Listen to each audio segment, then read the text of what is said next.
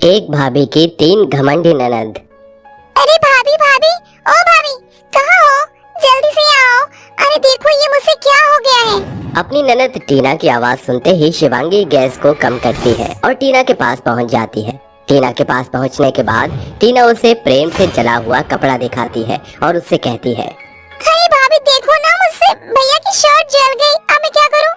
अरे कोई बात नहीं है टीना, मैं दूसरी शर्ट को इस्त्री कर देती हूँ। जाओ तुम अपने कॉलेज के लिए तैयार हो जाओ। शिवांगी ध्रुव की शर्ट प्रेस करने लगती है।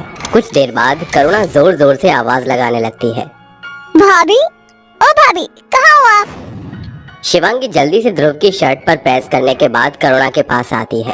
अरे भाभी, मुझे मेरी रेड वाली ड्रेस मिल नहीं रही है, जरा मुझे ढूंढ कर दे दो, आज मुझे पार्टी में जाना है। इतना कहकर शिवांगी जल्दी से करुणा की अलमारी खोलती है और उसे ड्रेस निकाल कर दे देती है।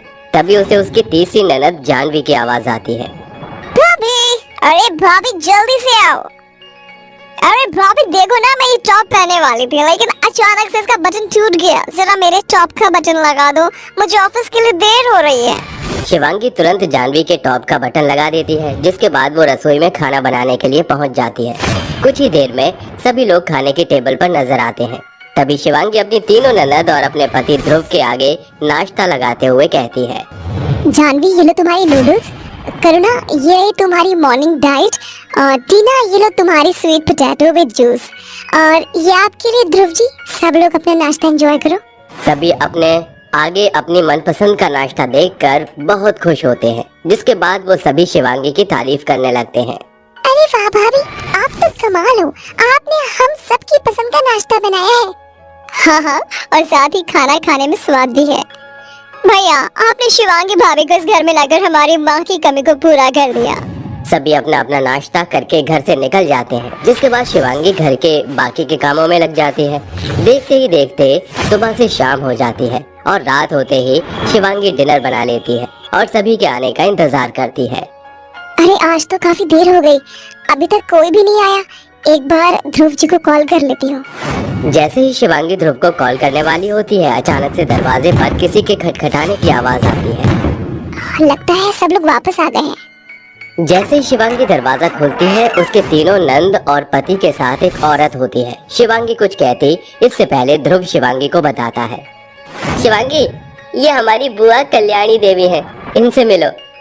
ये सुनने के बाद शिवांगी तुरंत ध्रुव की बुआ के पैर छूती है और उन्हें अंदर बुला लेती है, जिसके बाद सभी लोग डिनर टेबल पर बैठकर खाना खाने लगते हैं। तभी कल्याणी कहती है, अरे वाह बहू, तुमने तो बहुत कुछ बना रखा है और दिखने में स्वादिष्ट भी लग रहा है। अरे बुआ जी, खाना तो टेस्टी होगा ही, क्योंकि हमारी भाभी शिवांगी ने जो बनाया है। हाँ हाँ, भाभी खाना पूरे दिल से बनाती हैं और उनके हाथों की जितनी तारीफ करूं उतना कम। खाने के साथ साथ घर के बाकी कामों में भी हमारी भाभी एकदम परफेक्ट है। शिवांगी की इतनी सारी तारीफ सुनकर कल्याणी थोड़ा अजीब सा मुंह बना लेती है, जिसके बाद वो चुपचाप खाना खाने लगती है। खाना खाने के बाद सभी अपने अपने कमरों में जाकर सो जाते हैं और शिवांगी भी आराम करने के लिए चली जाती है। देखते ही देखते कल्याणी को उनके साथ रहते हुए कुछ दिन बीत जाते हैं, जिसके बाद वो एक एक करके शिवांगी की नंद को भड़काना शुरू कर देते हैं। अरे बेटा, क्या कर रही हो? कुछ नहीं, तैयार हो रही हूँ ऑफिस जाने के लिए। ओहो, अच्छा कोई नहीं बेटी, तैयार हो जाओ, फिर एक दिन तुम ऐसे ही तैयार होकर इस घर से विदा भी हो जाओगी। ये आप क्या कह रही हो बुआ जी? सही तो कह रही हूँ, तेरी भाभी तो तुझे शादी करके इस घर से निकालने की कोशिश कर रही है और तुझे इस बात का पता भी नहीं है। खैर मैंने तुझे बता दिया, बाकी तेरी मर्जी। ऐसा कहकर कल्याणी वहाँ से चली जाती है, जिसके बाद टीना काफी देर तक बैठी हुई सोचती रहती है। वहीं कल्याणी करुणा और जानवी के पास जाती है, उन्हें भी इसी तरह जाकर भड़का देती है, जिसके बाद वो तीनों बहनें शिवांगी को बहुत ही अजीब नजरों से देखने लगती हैं और अपने मन ही मन सोचती हैं, देखो तो सही, इस भोली सी सूरत के पीछे कितना भयानक चेहरा है। खुद को आए हुए इस घर के अंदर 1 महीना भी नहीं हुआ और हमें निकालने की सोच रही है। अगर किसी ने मुझे इस घर से निकालने की कोशिश भी की तो मैं यहाँ से कहीं नहीं जाऊंगी। वे तीनों अपने मन ही मन विचार करने लगती हैं और तीनों खाने की टेबल पर बिना कुछ खाए उठ जाती हैं और निकल जाती हैं। उनका ये बर्ताव शिवांगी को समझ नहीं आता, जिसके बाद वो अपने पति ध्रुव से कहती है, अरे ध्रुव जी, आज इन तीनों को क्या हो गया? बिना नाश्ता किए ही उठ गई। लगता है तीनों को आज बाहर ही कुछ खाना होगा। खैर छोड़ो, तुम उन तीनों की चिंता मत करो। ऐसा कहकर ध्रुव जॉब के लिए निकल जाता है। धीरे धीरे कल्याणी उन तीनों बहनों को भड़काने लगती है, जिसकी वजह से वो तीनों बहन शिवांगी को हर काम के बीच में खरी खोटी सुनाने लगती हैं। अरे भाभी, कितनी बार कहा है मेरे कपड़ों को हाथ मत लगाया करो। तुम्हारे हाथ लगाते ही मेरे कपड़े गायब हो जाते हैं। इस घर में कोई चीज मिल ही नहीं सकती। कल ही मैंने नया हेडफोन खरीदा था, अब वो मुझे कहीं नहीं मिल रहा। अरे ये क्या, मेरे पास तो काफी अच्छे अच्छे इयररिंग्स थे, लेकिन यहाँ पर तो एक भी नहीं है।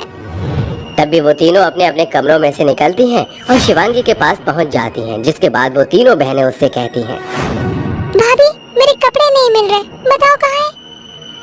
कल मैंने नया हेडफोन मंगाया था और आज वो भी गायब है। आखिर मेरा हेडफोन कहाँ गायब कर दिया तुमने? मेरे पास इतने सारे इयररिंग थे, अब मेरे कमरे में एक भी नहीं है। बताओ मेरे इयररिंग्स कहाँ हैं? आप तीनों अपने कमरे में ढूंढो, कमरे में ही होगा। भला मैं आप तीनों की चीजों का लेकर क्या करूँगी? तभी वहाँ पर कल्याणी आ जाती है और शिवांगी से कहने लगती है, अरे बहू, कोई चीज अच्छी लगती है तो उसे मांग लेना चाहिए। चोरी करना अच्छी बात थोड़ी ना होती है।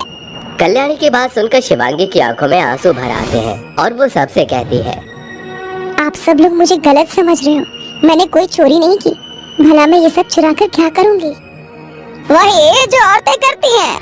तभी वहाँ पर ध्रुव आता है और सबसे कहता है, ये सब इस घर में क्या चल रहा है? मुझे तो कुछ समझ नहीं आ रहा। आखिर तुम लोग क्या बात कर रहे हो? ध्रुव के आते ही सब लोग चुप हो जाते हैं और वो तीनों बहनें बहुत ही घमंड के साथ अपना बैग उठाती हैं और वहाँ से अपने अपने काम के लिए निकल जाती हैं।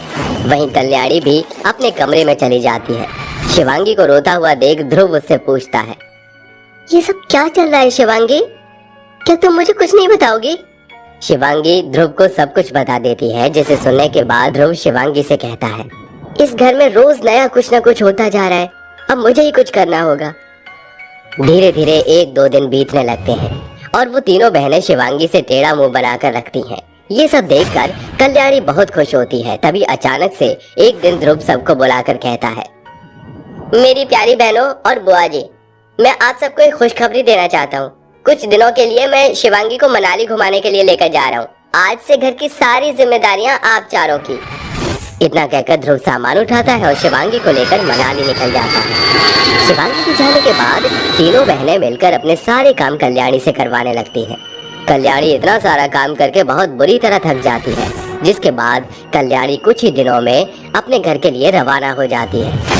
जैसे ही ध्रुव और शिवांगी घर वापस लौटते हैं, वो तीनों बहनें शिवांगी को देखकर उसे गले से लगा लेती हैं और उससे कहती हैं, अरे वाह, आप आ गए। आपका इंतजार था हमारी प्यारी भाभी जी। अरे भाभी, हमें माफ कर दो, हमसे गलती हो गई थी, लेकिन सही समय पर भैया ने हमें हमारी गलती का एहसास कराया और बुआ की चालाकी के बारे में बताया। अरे तुम तीनों ऐसा क्यों कहती हो? कोई बात नहीं, जो हुआ उसे भूल जाओ, सब कुछ ठीक है। ध्रुव जाने से पहले अपनी तीनों बहनों को कल्याणी की हकीकत उनके सामने लाकर उन्हें दिखा देता है, जिसके बाद वो जानवी को लेकर मनाली निकल जाता है। वहीं दूसरी तरफ वो तीनों बहनें मिलकर कल्याणी को परेशान करके उसे घर से भगा देती